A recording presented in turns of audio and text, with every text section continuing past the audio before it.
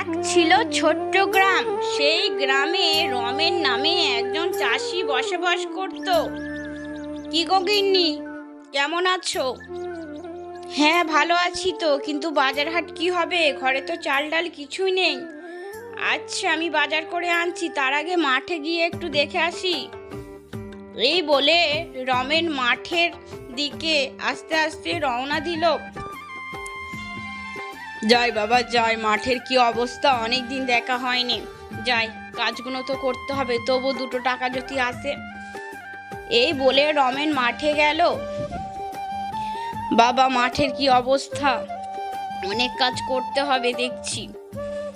তারপরে রমেন ওইখান থেকে বাজারে গেল। ও দাদা দাদা, মাছ কত করে? কত করে মানে যেই মাছটা নেবে বলো। এই তো এই রুই মাছটা দেখান। এই মাছটা 250 টাকা কেজি।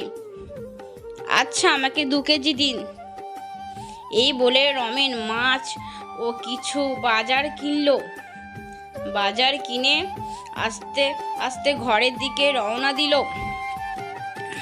যাই যাই, আজকে অনেক বাজার করেছি, গিন্নি অনেক খুশি হয়ে যাবে, ভালো করে রান্না করবে, মজা করে খাবো।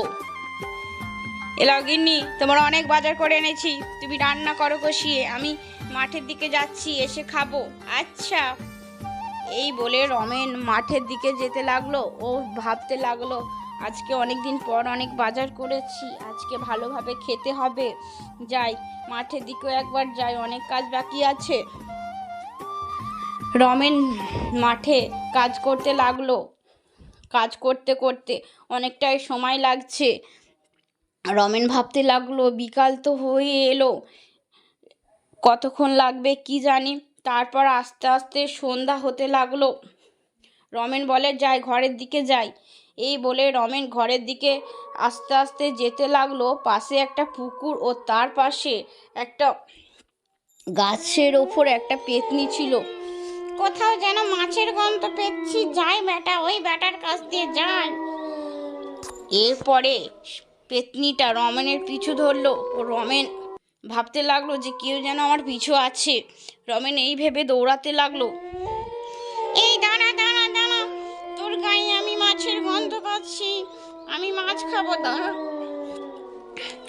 রমেন ঘরে দৌড়াতে লাগলো। পেতনিটা রমেনের ঘর পর্যন্ত চলে আসতে লাগলো। বা কি গন্ধ, মাছের গন্ধ পাচ্ছি, আমি আজকে মাছ খাবো, কি মজা কি মজা কি মজা কি মজা। রমেনের স্ত্রী মাছ রান্না করতে লাগলো ও সুগন্ধ বেরোলো খুব সুন্দর। আজকের মাছটা খুব সুন্দর বড় ছিল ও রান্নাটাও খুব ভালো হচ্ছে, আজকে ওনাকে দেবো, উনি ভালো করে খাবেন। এই বলে রমেনের স্ত্রী রান্না করতে লাগলো। রান্না হয়ে গেল। তারপর রমেনকে খেতে দিল।